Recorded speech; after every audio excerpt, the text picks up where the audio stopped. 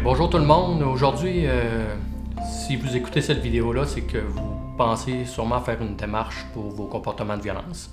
À gros, on aide les hommes qui exercent de la violence conjugale et familiale. Il va y avoir deux critères importants là, avant d'entreprendre votre démarche chez nous. C'est de voir si vous reconnaissez avoir un problème de comportement de violence. Donc, la première question à se poser, c'est est-ce que j'utilise des comportements de violence dans mes relations envers conjointe ou mon ex-conjointe et ou envers mes enfants? Et est-ce que je suis motivé à faire cette démarche-là? On ne vous le cachera pas, une démarche pour changer ses comportements, c'est pas facile. Ça va prendre une implication de votre bord, de votre côté. Ça va prendre une implication, une volonté de changer. Tout changement vient avec beaucoup d'efforts. Plus que vous allez mettre d'efforts, plus que vous avez des chances de réussir à atteindre votre objectif. Il y a deux façons pour rentrer en contact avec nous pour faire votre demande d'aide. La première, c'est au téléphone. Vous allez voir sur notre site internet, on peut appeler directement au 450-569-9966. Si c'est un long distance, c'est le 1-877-460-9966. On offre un service 7 jours sur 7, de 8h à minuit. Une autre façon, c'est d'aller directement sur notre site internet, le accro.qc.ca. Vous pouvez aussi juste taper accro dans le moteur de recherche, puis notre site sort assez rapidement. Et complètement en haut de la première page, cliquez pour faire votre demande d'aide. Ça va vous amener sur un formulaire de demande d'aide. Vous avez juste à remplir les informations qui sont demandées. Ça va prendre à peu près une dizaine de minutes. Et la demande d'aide va rentrer chez nous. Et après ça, on va pouvoir vous rappeler pour la suite. Si jamais vous n'êtes pas certain que vous êtes à la bonne place, on vous invite à remplir le questionnaire d'évaluation de mes comportements. Donc, encore là, sur le site internet, quand on descend, il y a un onglet qui marque « Pour évaluer un comportement ». On clique là-dessus, ça ouvre un questionnaire avec 82 questions qu'on vous demande de remplir seul. Vous le remplissez le plus honnêtement possible envers vous-même. Et un coup que c'est rempli, si vous dites « il y a des choses que j'aimerais travailler, il y a des choses que j'aimerais regarder », vous êtes à la bonne place. Ce n'est pas la quantité de comportements qu'on a coché, c'est de vérifier si ça cause problème dans votre vie et si vous voulez changer ces choses-là. On retrouve aussi le même genre de questions dans le bas du site internet au complet aussi. Je le dis aussi, si jamais c'est un ado qui regarde, il y a une section ado, il y a un questionnaire qui est un peu plus court pour vous, qui est 40 ou 42 questions. Ça va être la même chose, on va vous demander de remplir ça si jamais vous n'êtes pas certain que vous utilisez des comportements de violence dans vos relations.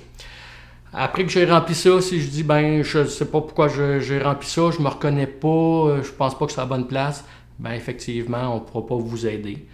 Si après l'avoir rempli, vous vous sentez concerné, appelez-nous ou faites votre demande en ligne. C'est la première étape.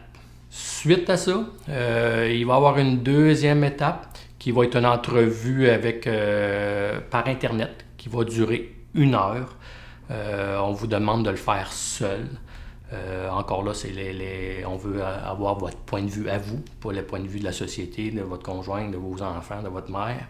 C'est vraiment vous. Cette entrevue-là nous permet de mieux vous connaître, de faire un portrait de la situation.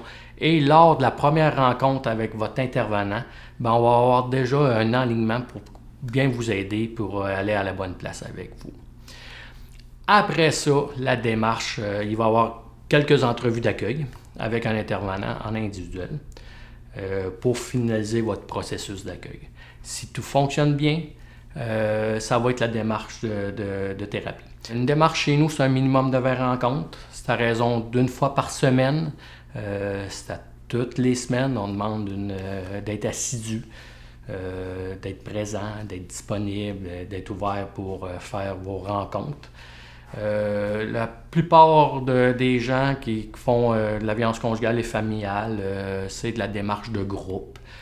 On fait des groupes parce que c'est beaucoup plus aidant, c'est la meilleure structure qui existe pour vous aider à changer. On a un volet individuel pour certaines personnes pour qui le groupe ça serait pas aidant. Je vous le dis, c'est vraiment l'intervenant qui va déterminer vers quel service vous allez. Vous n'aurez pas le choix. Si on détermine que l'idéal pour vous, c'est le service de groupe, même si ça peut faire peur, même si ça peut être inquiétant, c'est vers ça qu'on va vous diriger parce que c'est la meilleure façon pour aider et travailler dans un contexte de violence conjugale et familiale. Après des 20 rencontres, on va offrir un bilan de participation de la personne. Donc, on va faire un compte-rendu un peu de votre démarche. Est-ce qu'il y a eu des changements? Est-ce qu'il y a eu des améliorations? On le souhaite. On le veut tous. Et aussi, planifier aussi la sortie. C'est pas en venant chez nous après 20 rencontres que tout va fonctionner à merveille. Il faut continuer à travailler sur votre problématique de comportement de violence si vous voulez que les changements perdurent dans le temps.